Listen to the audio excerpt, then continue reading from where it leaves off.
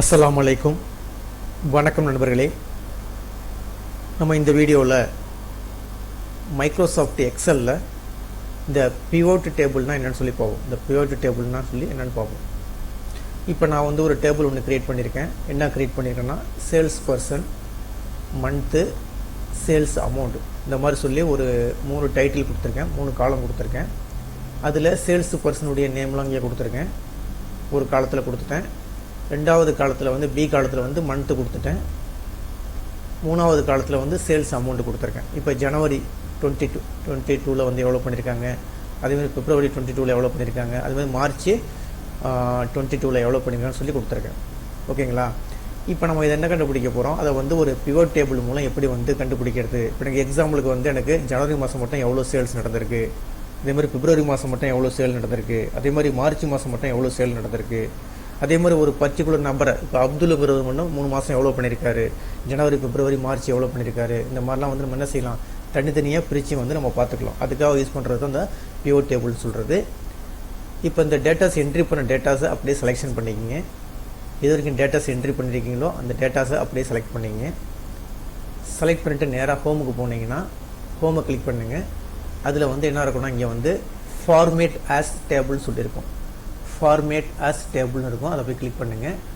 Click பண்ணிங்கன்னா அந்த டேபிளுடைய format பலவிதமான ஸ்டைலில் இங்கே இருக்கும். உங்களுக்கு எந்த ஸ்டைல் வேணுமோ அந்த ஸ்டைலை ஜஸ்ட்டு கிளிக் பண்ணிங்க. இப்போ எனக்கு எக்ஸாம்பிளுக்கு இந்த மாதிரி வேணுன்னா இந்த மாதிரி ஸ்டைலில் போய் கிளிக் பண்ணிங்க. கிளிக் பண்ணிங்கன்னா இந்த மாதிரி ஃபார்மேட் ஆஸ் டேபிள் சொல்லி வரும். இதில் இந்த மை டேபிள் ஹேஸ் ஹெட்டர்னு இருக்குல்ல, அதை கிளிக் பண்ணியிருக்கணும். கிளிக் பண்ணலன்னா இந்த மாதிரி வந்துடும். இங்கே கிளிக் பண்ணியிருக்கணும், நீங்கள் கிளிக் பண்ணி வச்சுக்கிங்க. ஆல்ரெடி கிளிக் பண்ணி தான் இருக்கும், கிளிக் பண்ணியே இருக்கட்டும். ஓகே மட்டும் கொடுத்துருங்க. ஓகே கொடுத்தீங்கன்னா இந்த மாதிரி டைட்டில் வந்துடும். கொஞ்சம் வேணால் பெருசு பண்ணுறோன்னா பெருசு பண்ணிங்க, எழுத்து மறைகிற மாதிரி இருந்தால் கொஞ்சம் பெருசு பண்ணுறோன்னா பெருசு பண்ணிங்க. ஓகேங்களா? இப்போ இந்த மாதிரி ஒரு டேபிள் மாதிரி க்ரியேட் பண்ணியாச்சு. இந்த டேபிள் க்ரியேட் பண்ண டேபிளை திருப்பியும் செலக்ட் பண்ணிக்கிங்க.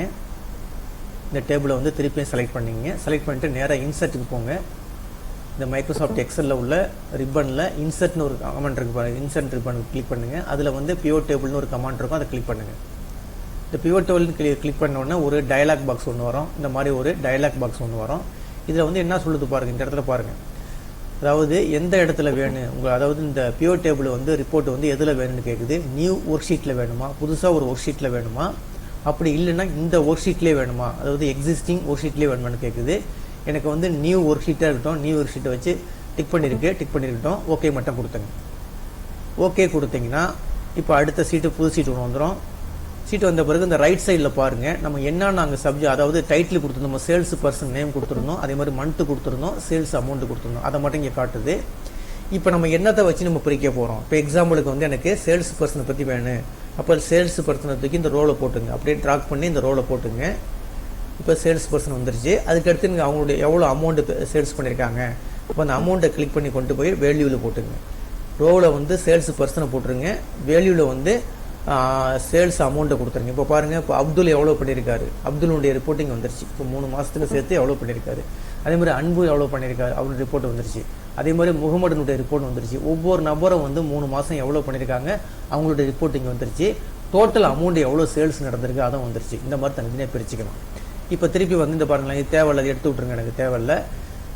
இப்போ இதையும் தேவையில்லை. இப்போ ஒரு ரிப்போர்ட் பார்த்தோம். இப்போ என்ன செஞ்சோம், அதாவது ஒவ்வொரு நபரும் எவ்வளோ எடுத்திருக்கான்னு சொல்லி பார்த்தோம். இப்போ எனக்கு மந்த் வைஸ் பார்க்கணும். அப்போ மந்த்தை கொண்டு எனக்கு ரோலை போட்டுங்க. இப்போ மந்த் வைஸ் பார்க்க போகிறேன். இப்போ எனக்கு ஜனவரியில் மட்டும் எவ்வளோ டோட்டலாக எவ்வளோ சேல்ஸ் நடந்திருக்கு, அதே மாதிரி பிப்ரவரியில் எவ்வளோ சேல்ஸ் நடந்திருக்கு, அதே மாதிரி மார்ச்சில் எவ்வளோ சேல்ஸ் நடந்திருக்கு, அதே மாதிரி பார்க்குறதுக்கு மந்த்தை தூக்கி ரோலை போட்டுருங்க, சேல்ஸ் அமௌண்ட்டை தூக்கி வேல்யூவில் போட்டுருங்க. இப்போ பாருங்கள், எக்ஸாம்பிளுக்கு பாருங்கள், ஜனவரி மாதம் மட்டும் எவ்வளோ நடந்திருக்கு, 2,54,000 நடந்திருக்கு. அதே மாதிரி பிப்ரவரியில் 1,70,000, மார்ச்சில் 1,24,700 இந்த மாதிரி நடந்திருக்கு. இந்த மாதிரி என்ன செஞ்சாலும் நமக்கு வேணுங்கிற டேட்டாவை நம்ம அழகாக பிரித்து நம்ம பிரிண்ட் அவுட் எடுத்துக்கலாம்.